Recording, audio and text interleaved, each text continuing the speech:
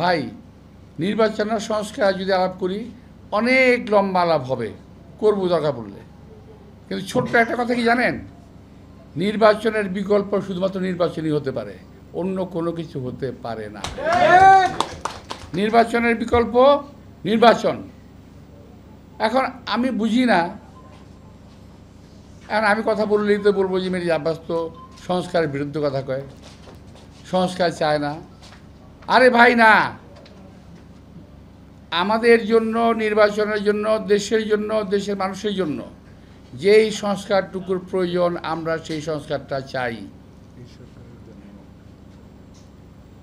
কিন্তু আমি একবার একটা বললাম না, একদিন বলছিলাম যে আপনারা যেগুলো বলতেছেন সংস্কারের কথা, সব সংস্কার তো মানা যাবে না।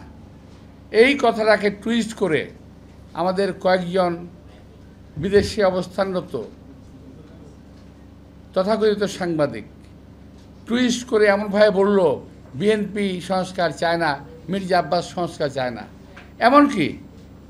এমনকি সালমান রহমানের টাকা খেয়ে যার স্বাস্থ্য চেহারা মোটা হয়েছে এমন লোকটা প্রায়ই আমার বিরুদ্ধে দেখবেন আসে, ফেসবুকে আসে, উনি প্রায় বলেন কেন মানবেন না, আপনাদের কি স্টেক আছে, কেন মির্জা আব্বাস আপনি মানবেন না?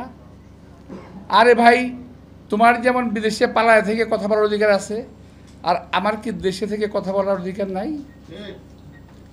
আমি এই দেশে থেকে মৃত্যুদণ্ড মাথায় নিয়ে, জেল জুলুম মাথায় নিয়ে, জেলে থেকে আমার সহকর্মীদের নিয়ে আমি জেলখানায় থেকেছি। এই দেশেই আছি, পালিয়ে যাই নাই। আপনারা তো পালায় গিয়ে লম্বা লম্বা কথা বলতেছেন, আপনারা তো জীবনে কোনোদিন দেশে আসবেন না। শুনেন, আমি আপনাদের উদ্দেশ্যে বলতে চাই, যারা ভাই আমার বাইরে আছেন, যারা বিশেষ করে এই ইউটিউবার যারা আছেন, আপনারা যারা আছেন, আপনাদের প্রতি সম্মান রেখেই বলতে চাই, ভাই আমরা রাজনীতি ছেড়ে দেবো, আপনারা একটু দেশে আসেন। আপনাদের অনেক জ্ঞান, আপনাদের অনেক বুদ্ধি, আপনাদের জ্ঞান বুদ্ধি আমাদের অনেক প্রয়োজন। আপনারা দয়া করে দেশে আসেন, বুদ্ধি দেন, কথা বলেন, কাজ করেন, মেনে নেব। আমরা রাজনীতি করব না, আপনারা আসেন না, দেশে আসবেন না, আবার টিটকের মেলা কথা বলবেন, সমালোচনা করবেন, জাত গোষ্ঠী উদ্ধার করবেন। এগুলো কেমন কথা হইল রে ভাই? মিথ্যা কথা বলবেন, অপপ্রচার করবেন, অপকথা বলবেন, কথা বলবেন, কুকথা বলবেন, একটা মানসিক চরিত্র হরণ করবেন। এগুলো কি? এগুলো কোনো রকম গঠনমূলক কাজ না। আপনারা দেশে বাইরে থেকে অনেক কিছু করতেছেন, করেন, ভালো, অনেক ভালো, আমাদের অনেক ভালো লাগে। কিন্তু দেশের বাইরে থেকে এই দেশের রাজনীতিবিদদের চরিত্র হনন করার কোনো অধিকার আপনাদেরকে দেওয়া হয় নাই। আমাদের দেশের যে বর্তমান অবস্থাটা, নির্বাচন সংস্কার, আমরা সংস্কারও চাই, আমরা নির্বাচনও চাই। কোন সংস্কারটা চাই? যেটা দেশের মানুষের জন্য প্রয়োজন। অপ্রয়োজনীয় সংস্কার যেটা আরও বিপদ ডেকে আনবে এমন সংস্কার আমাদের প্রয়োজন নাই, যেটা বিপদ ডেকে আনবে। এখন আরেকটা জিনিস, এখন তো সরকার চলতেছে, একটা সরকার আছে ভালোই, আমরা কথা বললে তো আবার কত মুখে কত কথা হবে, কিন্তু আমি তো কথার মুখ সামাল দিতে পারি না ভাই।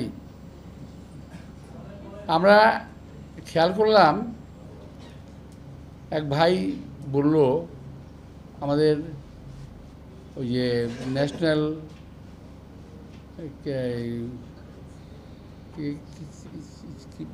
আমাদের এনসিপির এক ভাই তো না, ছেলে, আমি দুঃখিত, ওই বয়সে আমি কমিশনার হই নাই। আমি কমিশনার হয়েছিলাম 27 বছর বয়সে, 1977 সালে।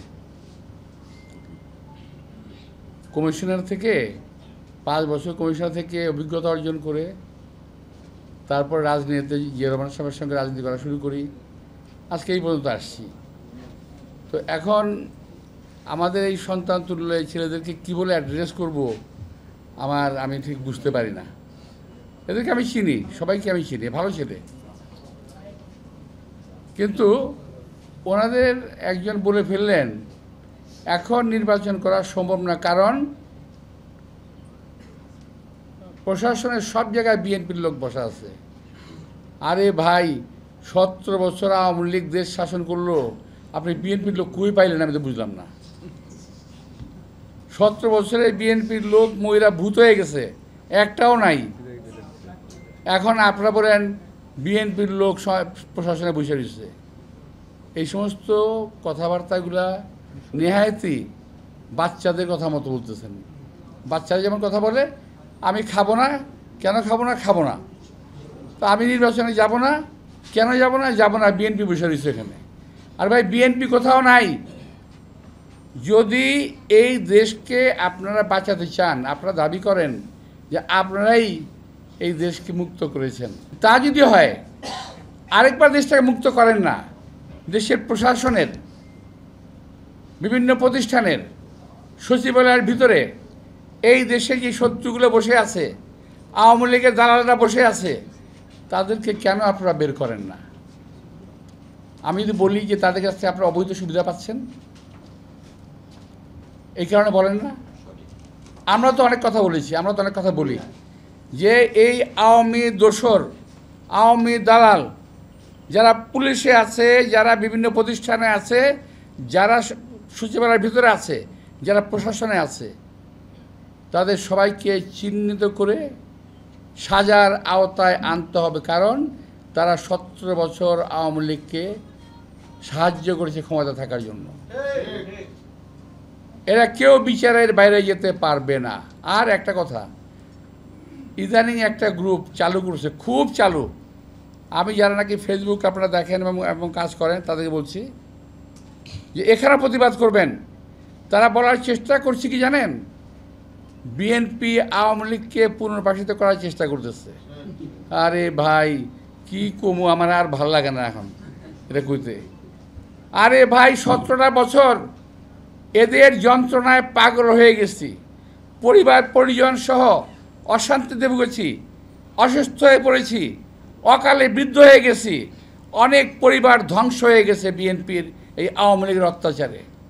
বরং আমি বলতে চাই, আওয়ামী লীগকে যারা দেশে পুনর্বাসিত করার চেষ্টা করবে তাদের বিরুদ্ধে আমাদের সংগ্রাম অব্যাহত থাকবে। এই দেশে আওয়ামী লীগের অবস্থান থাকতে পারে না। এবং আওয়ামী লীগের হাসিনা সহ আওয়ামী লীগের সমস্ত নেতা কর্মী, প্রশাসনের ব্যক্তিবর্গ, তাদের সকলের বিচার হতে হবে। এখন কথা হলো, আমার অনেক ভাই বলেন, আমাদের অনেক সন্তানরা বলেন যে আগে বিচার করতে হবে, পরে নির্বাচন হবে। কেন ভাই? আপনারা তো আমাদের চেয়ে বেশি অত্যাচারিত না। যদি বলেন 5ই আগস্টের কথা যদি বলেন, আরে ভাই 5ই আগস্টে, এখন তো বলতে গেলে তো আবার ভাল লাগবে না, আচ্ছা বলতে চাই না।